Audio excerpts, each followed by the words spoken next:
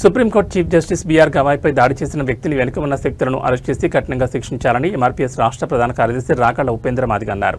దేశంలో అత్యున్నతమైన న్యాయ వ్యవస్థపై చేస్తున్న ఇలాంటి నాగరికమైన దాడులను ఖండిస్తూ ఎంఆర్పీఎస్ అనుబంధ సంఘాల ఆధ్వర్యంలో నల్ల జెండాలతో రంగారెడ్డి జిల్లా కలెక్టరేట్ ముట్టడి చేసి నిరసన వ్యక్తం చేశారు. ఈ కార్యక్రమంలో రంగారెడ్డి జిల్లా ఎంఆర్పీఎస్ అధ్యక్షుడు పెంటనోళ్ల నరసింహ మాదిగ, ఎంఎస్పీ జిల్లా అధ్యక్షుడు రావళ్ల బాబు మాదిగ, ఎంఆర్పీఎస్ సీనియర్ నాయకులు బత్తిని సుధాకర్ పాల్గొన్నారు.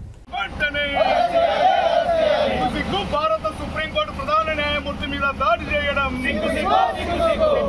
భారత సుప్రీంకోర్టు ప్రధాన న్యాయమూర్తి మీద దాడి చేయడం విచారణ జరపాలి. ఈ ఘటన మీద హైకోర్టు సుప్రీంకోర్టు బీజేపీ మీద వెంటనే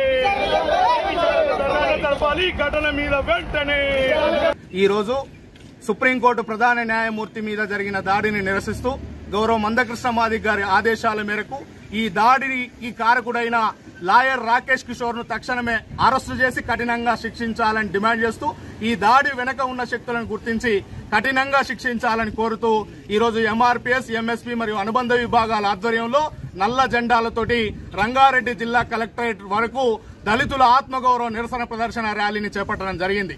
ఈ ర్యాలీ చేపట్టి కలెక్టరేట్ ప్రధాన ద్వారం ముంగడ బైఠాయించి ఆందోళన చేపట్టడం జరుగుతోంది.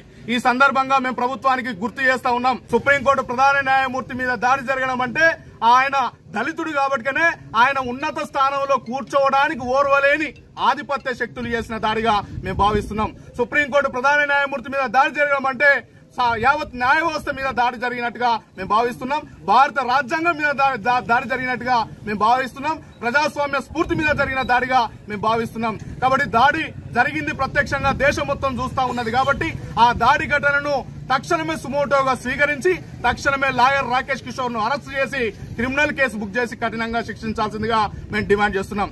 దాడి జరగదు, కానీ దాడి వెనుక ఎంతో శక్తులు ఉన్నాయి.